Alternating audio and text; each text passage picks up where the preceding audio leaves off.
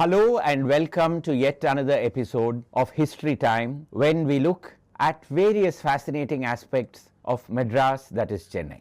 Have you ever been to the Muniswaran temple by the river Adyar in Nandambakkam? No? Well, it is high time you did, because it has got a fascinating history that goes back all the way to Burma. Let us explore what this past of that Muniswaran temple is, and let us see how that deity came to Chennai city.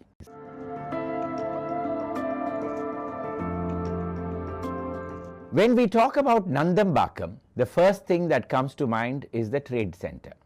But not very far away from there, and behind the Commonwealth War Graves Cemetery, you have what is known as Burma Colony. Burma Colony is just by the river Adyar. If you walk a short distance from Burma Colony, you come to an enormous open expanse where there is an Angala Parameswari temple. But what dominates this temple is a huge idol of Muniswaran. It is almost 60 to 70 feet in height, if I am not mistaken, and it dominates the entire neighborhood. Chances are that you have seen it in some Tamil serial or Tamil cinema, because this is a favorite location for shooting. But the legend behind Muniswaran is truly an absorbing one. To begin with, let us go all the way to the 1880s, when the British conquered Burma. The ruling king, Thibaw, his wife Supayalat, princesses and servants were all first brought to Madras city and kept as prisoner in a house in Egmore. That house was known as the mansion. The queen was in an advanced state of pregnancy, and it was here that she delivered her third daughter, who came to be known as the Madara Supaya because she was born here.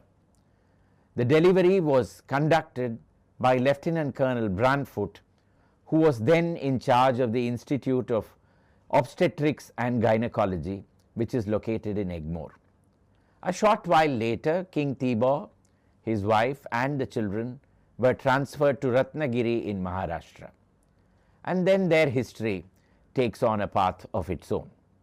In the meanwhile, the British were very keen to exploit the rich natural resources that Burma possessed.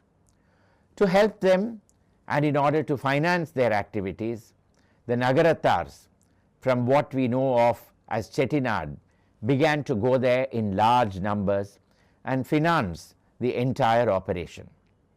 But it is just not finance that is needed.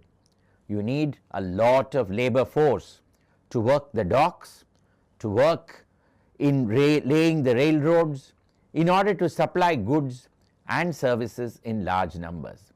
And so people began to move from Tamil Nadu to Burma.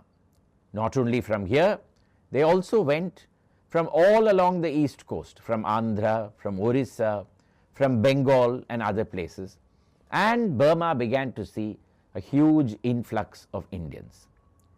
Within Tamil Nadu, or what we recognize today as Tamil Nadu, North Arcot district was a rich recruitment place for people, for labor particularly.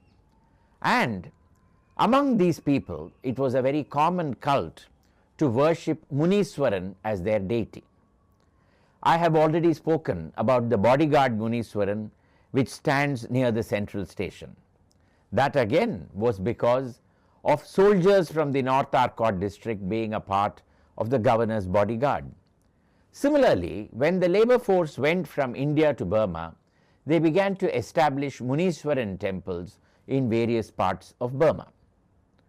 The British control over Burma lasted till 1942, when during the Second World War, the Japanese overran that country. That started off a migration where thousands walked all the way from Burma to Chittagong, many dying in the process, and finally going back to various parts of India as refugees and then finally being resettled. But even then, there were around 800,000 Indians left in Burma. And over a period of time, they began to feel increasingly uncomfortable in that country. In 1962, there was a coup and General Nevin became the ruler of Burma. He decreed that the expatriate population had an option. It could either embrace Burmese citizenship or it had to leave. And that meant India was faced with a huge influx of refugees. Tamil Nadu, or at that time what was known as Madras state, in particular, was faced with a large number. As many as 150,000 people would come from the early 1960s till the early 1970s, when the wave finally petered out. And they all had to be relocated. And that is how Burma colonies came up in various parts of Tamil Nadu. You have them in Trichy, you have it in Vellore, and in Chennai you had it in Vyasarpadi, in Ennore, and in Nandambakkam. All these places were known as Burma colonies, and that is where the people settled. When they came, they did not have any money. Most of them had only their physical possessions, their clothes, some small trinkets, certain items of jewelry, and they needed an outlet to sell it. And that is how Burma Bazars came up. One Burma Bazar on First Line Beach, just near the beach railway station. Similarly, another Burma Bazar in Trichy, near the Teppakulam, facing the Rock Fort. And they continued over a period of time. The nature of business changed. India was a closed economy, and there was a huge undercurrent of demand for foreign goods which were all forbidden. Eventually, the Burma Bazars would become a haven for smuggled goods.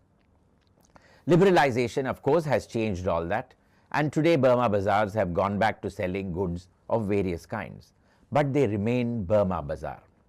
Okay, that is fine, but then what does all this have to do with that Muniswaran? Now, wherever the Burmese refugees or the Indian refugees from Burma came and settled, they brought back a little bit of the soil from Burma which they had abandoned. And that soil was mixed into the clay that went into the making of this Muniswaran idol. So, in that enormous Muniswaran, somewhere there is the soil of Burma also incorporated in it. Eventually, the Indians who were resettled in all these locations would go on to take up various professions and move away. But the Burma colonies have remained, and the Muniswaran temples have also remained. In particular, this Athu Muniswaran temple, so named because it is by the Adayar. Burma colonies today are popular chiefly because they still propagate Burmese cuisine. And if you need to really taste authentic Burmese food, the colony in Vyasarpadi is supposed to be the best known. So what are you waiting for? Go to Nandambakkam, visit the Athu Muniswarar temple, and then travel all the way across the city to North Chennai, to Vyasarpadi, to taste Burmese cuisine. And maybe on your way back, shop for a while at Burma Bazar, and you would have lived through an entire period of history. If you like this episode, share it with your friends and subscribe to this channel. And I promise to be back with you with further interesting episodes from the history of Madras, that is Chennai. Bye for now.